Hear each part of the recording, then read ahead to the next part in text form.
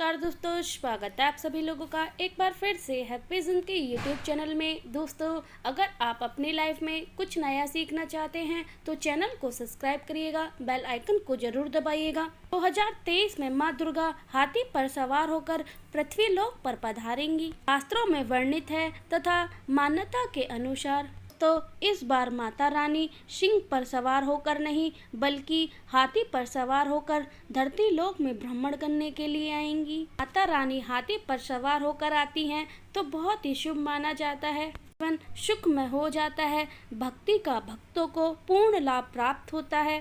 तो इस बार नवरात्रि पूरे 9 दिनों तक मनाए जाएंगे, एक भी दिन कम न एक भी दिन ज्यादा, पूरे 9 दिन तक नवरात्रि मनाई जाएगी।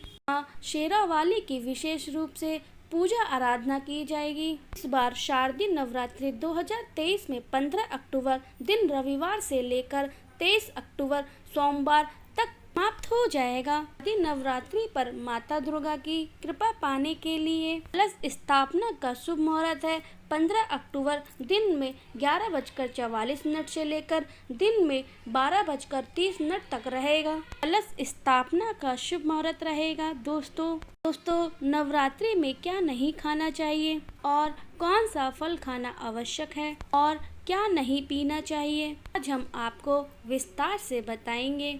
तो शास्त्रों में बताया गया व्रत चाहे किसी भी प्रकार का क्यों ना हो, इससे जुड़े नियमों का पालन करना अति आवश्यक है कि जो मन के मुताबिक किया जाए वह संघर्ष नहीं कहलाया जाता है। कामना को पूरी करने के लिए थोड़ा सा तप यानी कि संघर्ष करना बहुत जरूरी होता है। पूरी मान्यता है कि व्रत को पूर्ण विधि विधान से किया जाना चाहिए, आपको पूर्ण व्रत का फल प्राप्त मिलता है कि सारी मनोकामना पूर्ण हो जाती हैं। इसलिए सभी शास्त्र यह कहता है कि अगर आपके मन में सच्ची श्रद्धा से ईश्वर के प्रति श्रद्धा हो तो न पूजा पाठ के आपको सारा फल मिल जाता है। अगर किसी व्यक्ति को ईश्वर के प्रति कोई शंका होती है तो उसे हर जन्मों तक शांति नहीं मिलती है। भगवत गीता ने भगवान श्री कृष्ण ने स्वयं कहा था कि व्यक्ति सच्चे हृदय से ईश्वर को पुकारता है, उसका नाता ईश्वर से जुड़ जाता है। और जो व्यक्ति सच्चे हृदय से ईश्वर को पुकारता है, ईश्वर उसकी सभी मनोकामना पूर्ण कर देते हैं। कई लोग ऐसे होते हैं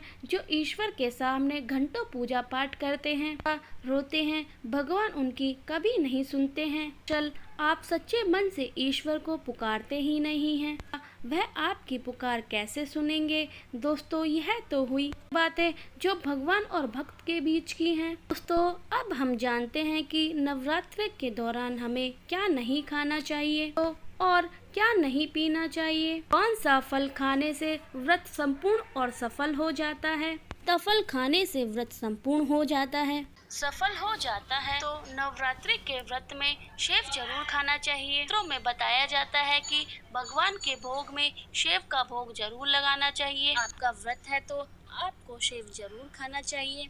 पपीता अंगूर जरूर खाने चाहिए, खाने से व्रतधारी को शक्ति मिलती है, संपूर्ण हो जाता है। तो बताया जाता है कि नवरात्रि के व्रत में सीताफल जरूर खाना चाहिए। फल खाने से 10 ऐसी जो बीमारी है वह दूर हो जाती हैं और खत्म हो जाती हैं। कहता है कि नवरात्रि के दिनों में सीताफल का घर में प्रवेश होना शुभ माना जाता है। फल खाने से नवरात्रि का व्रत सफल हो जाता है। इसमें माता सीता का आशीर्वाद मिला होता है। नवरात्रि के दौरान जो भी व्यक्ति इसको खाता है उसको दुखों का सामना नहीं करना पड़ता है। फल आपको जरूर खाना चाहिए। नवरात्रि में व्रतधारी को जूस और डब्बाबंद लस्सी नहीं खानी चाहिए।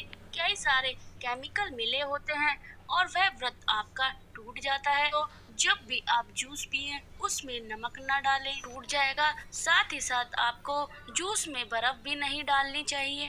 सादा जूस पीने से व्रत सफल होता है। तो सिंगाड़े का आटा और कुट्टू का आटा खाने से पहले देख लें कि उसमें कीड़े पड़े ना हो, वह ज्यादा पुराना ना हो, के कारण आपका व्रत टूट सकता है। यह छोटे छोटे कीड़े हमें दिखाई नहीं देते हैं, पहुंच जाते हैं। दोस्तों ऐसा आटा खाने से आप मांस मछली के बराबर ही माने जाते हैं। नवरात्रि के व्रत में आप शाम के समय दही और आलू खा सकते हैं, दाने की टिक्कियाँ बनाकर खा सकते हैं, दाने और आलू के पापड़ भी खा सकते हैं। सब्जियाँ ऐसी होती हैं जो नवरात्रि के व्रत के दौरान शामिल कर सकते हैं। आपका व्रत सफल हो जाएगा और आपको एनर्जी भी मिलेगी। नवरात्रि के दौरान आप दूध पी सकते हैं जो आपको शक्ति देगा। चाय वगैरह भी पी सकते हैं, उसमें नमक न डालें। एक बात का ध्यान रखें, व्रतधारी को पेट भर खाना नहीं खाना चाहिए। व्रत रखने का कोई भी फल प्राप्त नहीं होगा। खा सकते हैं।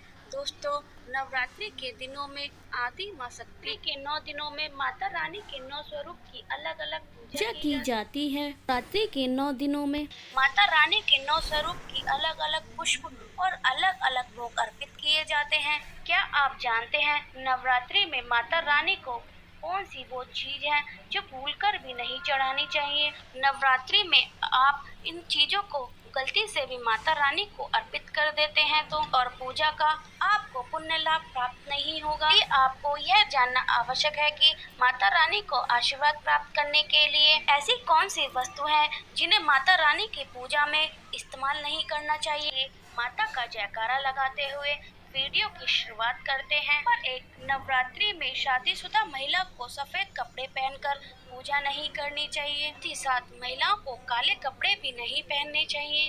व्रत आदि पूजा खंडित हो जाती है कि चौकी जब लगाएं उसके नीचे आपको कागज नहीं लगाना चाहिए कि चौकी हमेशा लाल कपड़ा बिछाकर ही बनानी चाहिए। व्रतधारी को माता रानी के सामने ही आसन लगाकर बिछाना चाहिए। वहीं पर आपको सोना भी चाहिए। नवरात्रि के दौरान मंदिर को अकेला नहीं छोड़ा जाता है, ज्यादा अशुभ माना जाता है। इससे माता दुर्गा नाराज हो जाती हैं, हमेशा के लिए आपका घर छोड़कर चली जाती हैं। नंबर 2 नियम है नारियल। नारियल को सबसे शुद्ध और पवित्र और सुख समृद्धि का प्रतीक माना जाता है। नारियल को श्रीफल भी कहा जाता है। नारियल को सुख समृद्धि और करने वाला माना जाता है। का हर मंगलिक कार्य में विशेष महत्व होता है। जानते हैं कि माता रानी के सभी मंदिरों में नारियल की बलि दी जाती है। रानी की पूजा में नारियल का इस्तेमाल हम सभी करते हैं। नारियल की स्थापना कलश में रखकर ही की जाती है। नारियल की स्थापना करते समय हम कुछ गलती कर बैठते हैं तो नारियल कई प्रकार के होते हैं। एक हरा नारियल, दूसरा सूखा नारियल। नारियल के अंदर पानी होता है। रानी की पूजा में जिस नारियल में पानी होता है, जिसकी जटा होती है, उनकी पूजा करें। पूर्ण होना चाहिए। नारियल चटका हुआ या टूटा हुआ नहीं होना चाहिए।